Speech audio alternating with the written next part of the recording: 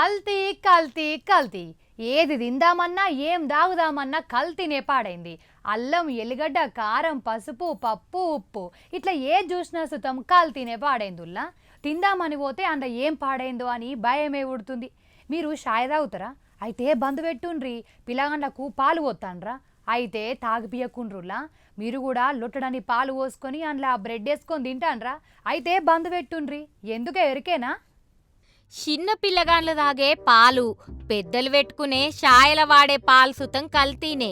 డబ్బాలకు డబ్బాలు, ట్యాంకులకు ట్యాంకులు కల్తీ చేసి అన్నింటిని జనాల మీదకి ఇడుతాండ్రు.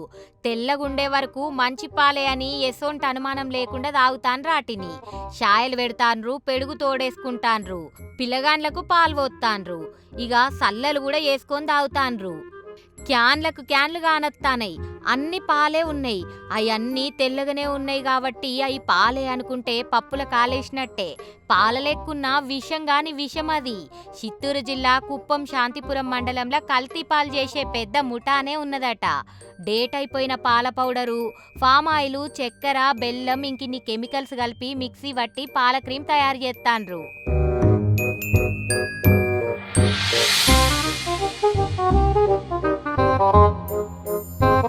ఇగో గిడ ఏత్తాండ్రు చూడుండ్రి, గీళ్ళే ఆళ్ళు.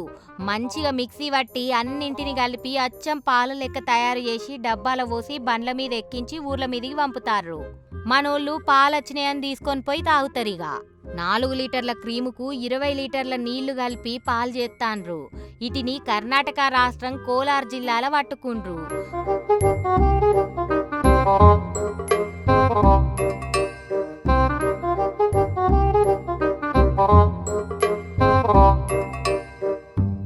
చూస్తే ఏమెరగని వ్యాపారాలు లెక్క డబ్బలేసుకొని అండ్లా కెమికల్ కలిపిన పాలు గాని పాలను పట్టుకొని వచ్చి పాలనమ్మి పోతాండ్రు. పైకం దండుకుంటాండ్రు. వీటిని దాగిన పిల్లగాండ్లు, పెద్దలు ఏం కావాలే? మీ పైసల కోసమని మందిపానాలు తీస్తారా ఏందని గరం కాబట్టే ముచ్చటెరకైన జనాలు.